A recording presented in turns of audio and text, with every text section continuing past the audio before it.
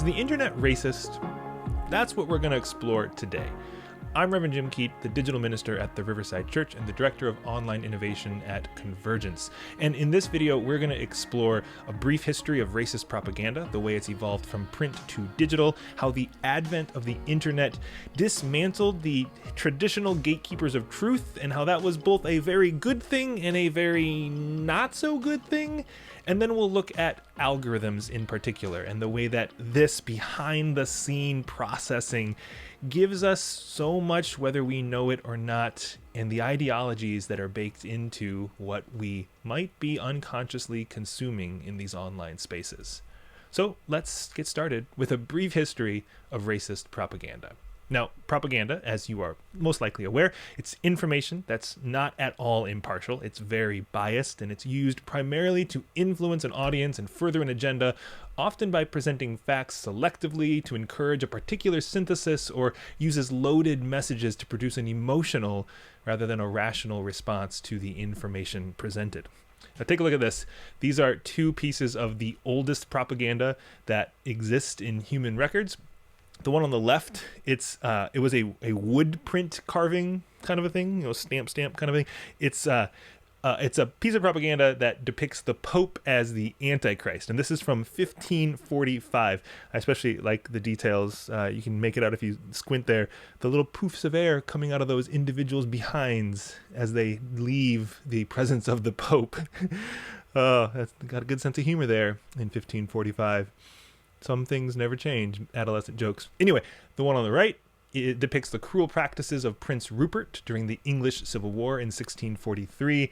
And again, these are just examples of some of the earliest forms of propaganda that we see in our human record. But moving ahead to the 20th century, this is where we see some types of propaganda that we might be more familiar with, particularly how they intersect with race. These were pieces of propaganda that emerged during World War II. The one on the left was printed in Life magazine in 1941 to distinguish friendly Chinese from the enemy Japs. That's how they described this image in Life magazine. And you'll notice that their skin color and their facial features are generalized for each race, feeding into the stereotypes that permitted American psyches. And these photographs on the left here, they put both races on display, treating them as specimens rather than human beings. And while both races are objectified, the Chinese are portrayed in a positive light and the Japanese displayed negatively, thus perpetuating the stereotypes that this propaganda is trying to promote. Now, the one on the right is a poster from 1942 that was circulated following the attack on Pearl Harbor. It was also turned into stamps because put your propaganda everywhere, I guess. And as you can clearly see here, it depicts a very caricatured nature of a Japanese individual, and the purpose is to embody the entire Japanese nation as ruthless and animalistic to be defeated, which just perpetuates racial stereotypes at a glance. Now, we can go back in time before 1940s, and we see other propaganda and race that you might be familiar with. On the left is a gentleman named Thomas Rice. And in 1828, he first appeared on stage, depicted as you see on the right, as a character for the first time going by the name Jim Crow. Jim Crow was an exaggerated and highly stereotypical black character. Now, Thomas Rice, the portrait on the left, he's a white man, and he darkened his face and played this caricatured demeanor to be this piece of living, breathing propaganda that perpetuated so much of American society in particular still to this day. Now, 1828 is when he first debuted this character, Jim Crow, and by 1832, Jim Crow was a stock character in minstrel shows, which were an American form of racist entertainment developed in the early 19th century. Each minstrel show consisted of comic skits, variety acts, dancing, and music performances that depicted people specifically of African descent. And white audiences, who was the primary audience of these minstrel shows, white audiences were receptive to these racist portrayals of blacks as singing, dancing, and grinning fools. These minstrel shows were themselves media, propaganda that people would consume and experience, and it perpetuated then and still to this day far too many racial stereotypes. Now, we might think that this sort of propaganda is in the past, right? We've evolved past that today. No, you obviously know where this is going. No, we haven't. Here is an image of an ad from a Dove campaign in 2017. This was a video depicting women taking their shirt off to reveal another woman underneath. Interesting concept. And the idea is, look what this soap does. It makes you cleaner, but the way it's depicted of a black woman becoming a white woman, because apparently the soap takes something dirty and makes it clean. Interesting. This also is a good example of impact versus intent, where I don't think that was the conscious intent of the ad. There's definitely some racial undertones and unconscious bias involved in the creation, but the impact is there, and impact is always more important than intent in anything we do, especially online. And another ad from 2018, H&M released a hoodie. This was an ad in the UK, and they used this black boy to depict the ad, and notice the shirt he's wearing, the sweatshirt. Coolest monkey in the jungle. Yeah, interesting choice of a sweatshirt to put on this black child, and the language and the racial connotations involved. So there is no shortage of racially loaded propaganda both then and now.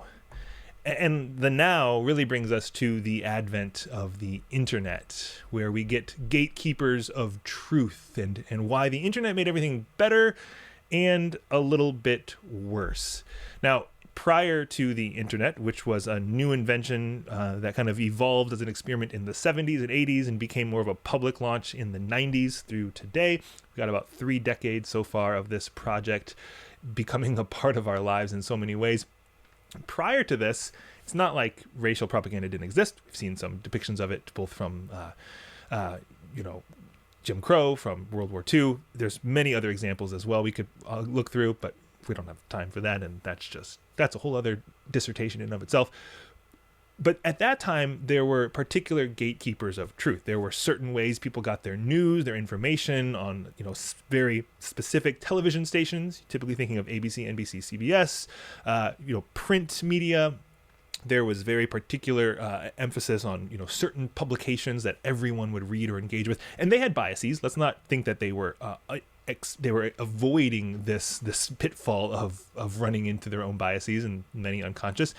But there were just fewer of them. So we had a smaller access, and that led to lots of problems because so much of the media through that era was perpetuating whiteness as the norm. And that's where the internet seemed like it was going to be this great solution, because suddenly we'd have this marketplace of ideas and we could showcase more voices and more people. And that's exactly what it did. We began through the 90s and today to see more diverse representation in all forms of media.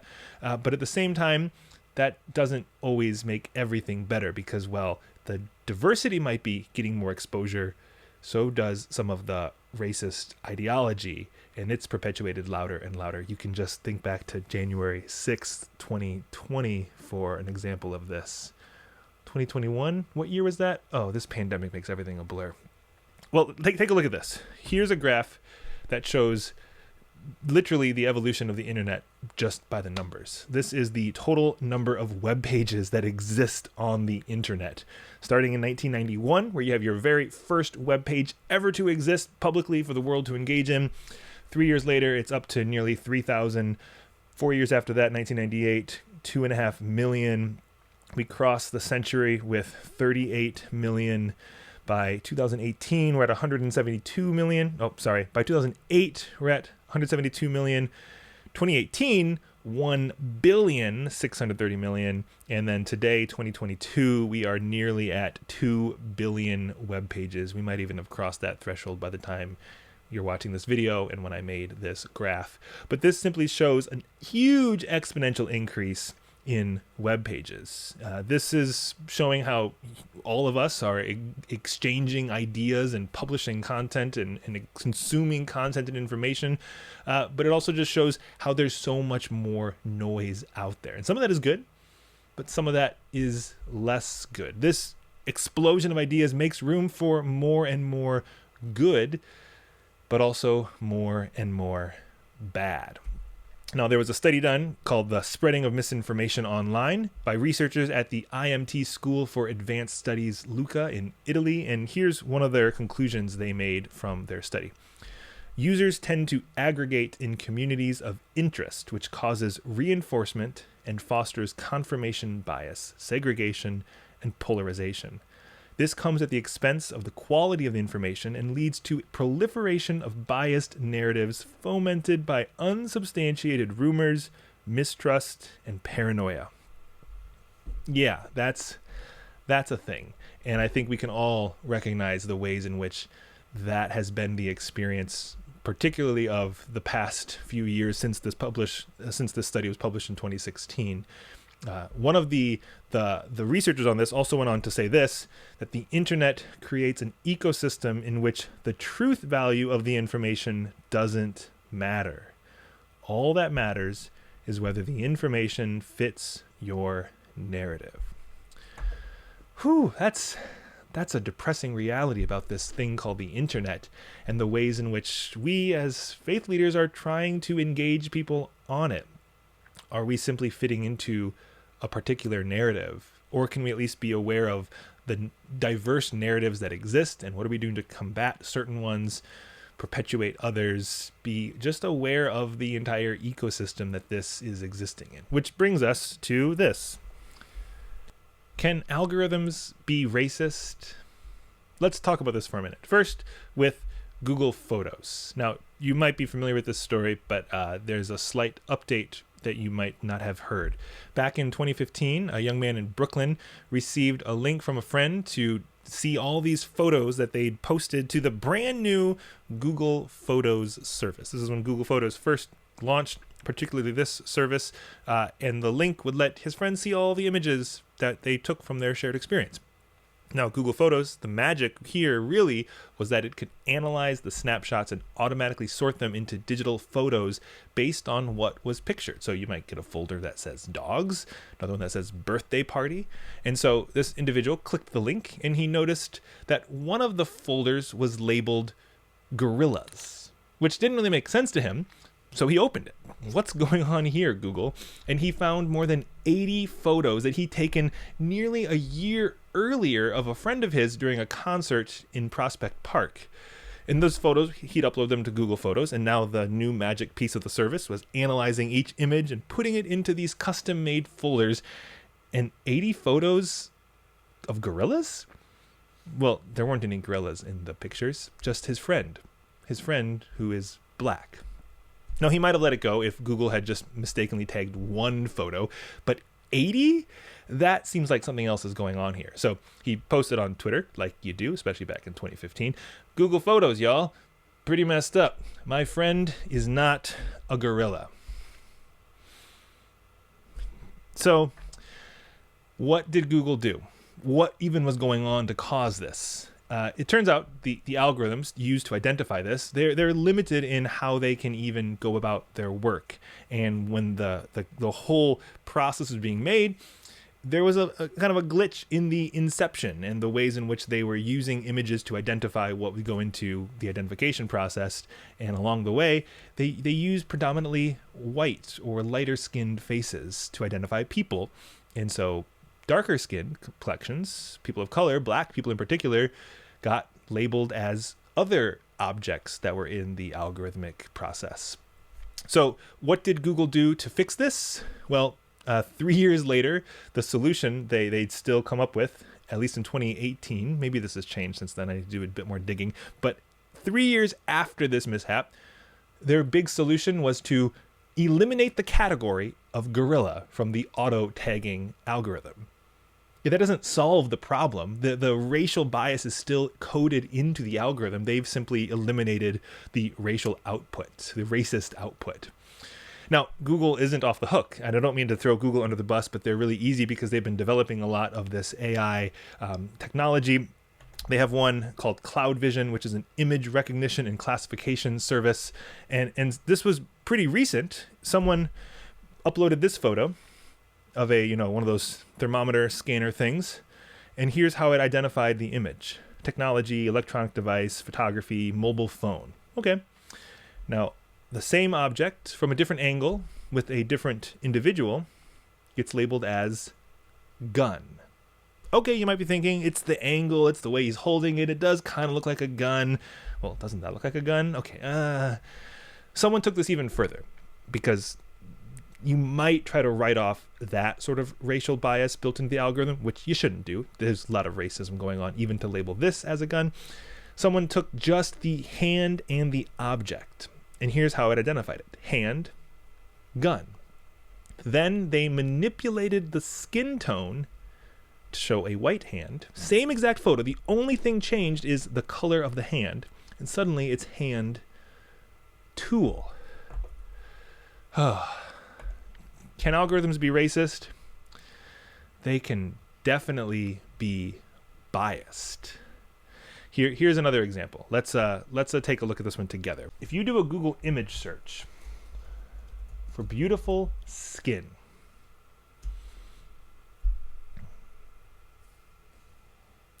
do you see what's going on here?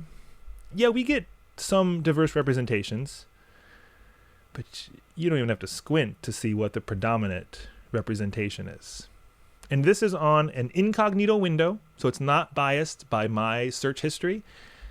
You can try this yourself. You could just open a Google search, image search, do it on an incognito window if you want to try it with less of your own search history impacting the results, and you will see for yourself the way that these algorithms are definitely biased. Now, the difficulty here is they play into our own implicit biases. There's two problems, really. One is humans are creating these algorithms, these codes that are finding the information that we think most suits what we want to see at that moment. And that code is created by racially biased individuals. Predominantly, the community, the demographic of people who do this AI work and this coding on algorithms, it's predominantly white men, cisgender, heterosexual white men, to be specific. Not entirely. I'm grateful for so many movements and initiatives and communities of color and greater diversity who are creating these codes and the ways in which the internet needs to be a more equitable part of our experience in the world. But predominantly it's white people. At one of the very first conferences ever on AI technology in Paris, someone at it looked around the crowd. Hundreds of people gathered at one of the seminal gatherings of what would become the future and our present of AI technology.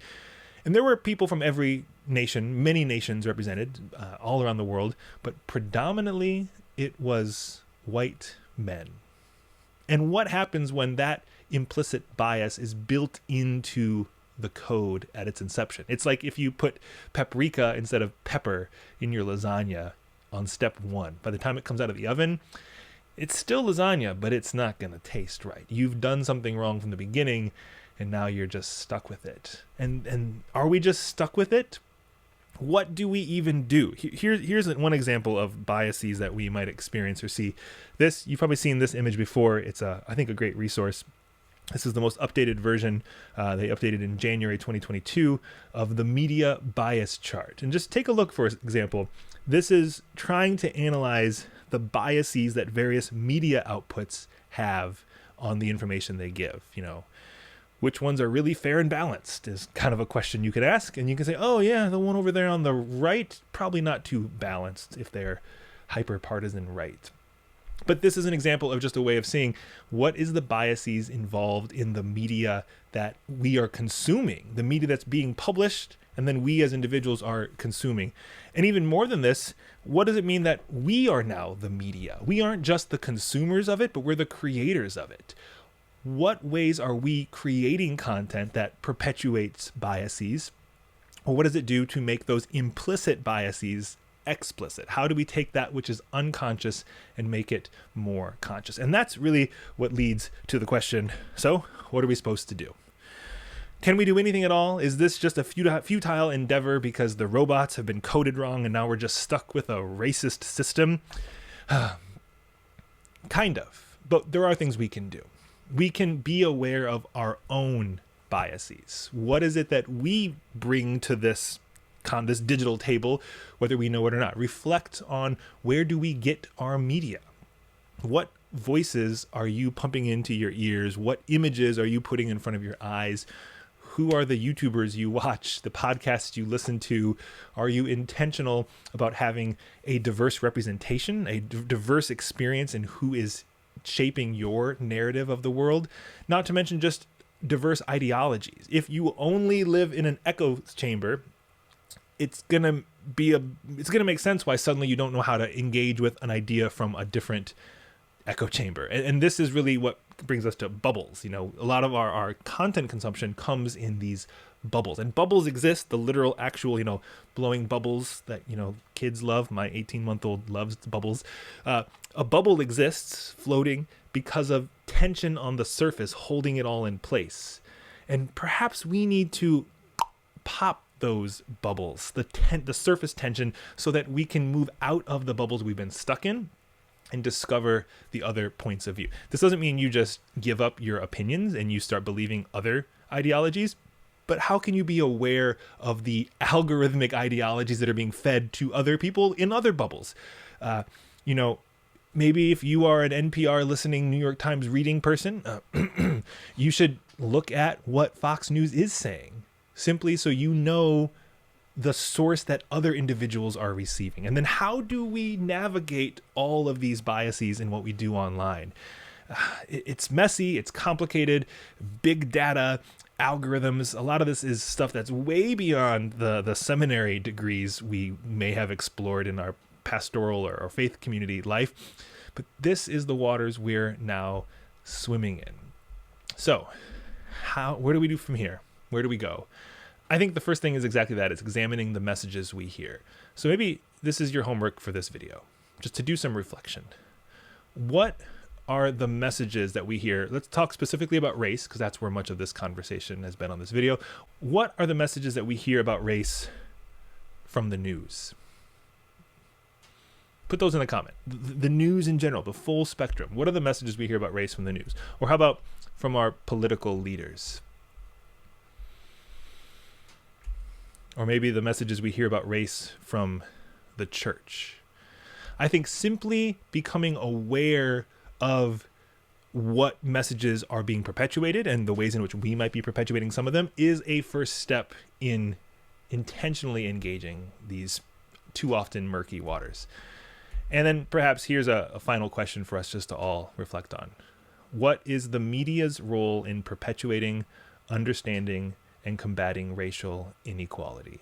And particularly, we're talking here this online media and the ways in which media has now forever changed. It's no longer just those small silos of print and television and radio, but it's this 2 billion websites, which you've probably made a few of them or contributed to them. And what dent are you putting in all of that? All right, there you have it. Some homework. Those questions are in the video description below as well. Leave a comment. And yeah, this is part of the work of digital ministry. It's more than just how to use the tech. What new things should we explore? It's what is this water we're even swimming in? And what is the unconscious, implicit bias and experience that we bring to it and we receive from it? Okay, I'm gonna go audit my own stuff because that's a good regular task that we should all do as humans. Check your YouTube subscriptions, check your podcast subscriptions, check your favorite TV shows. Just be aware of that which we are often unconscious of. Talk to you again next week in another video, and the week after that, and the week after that, and the week after that. See you later.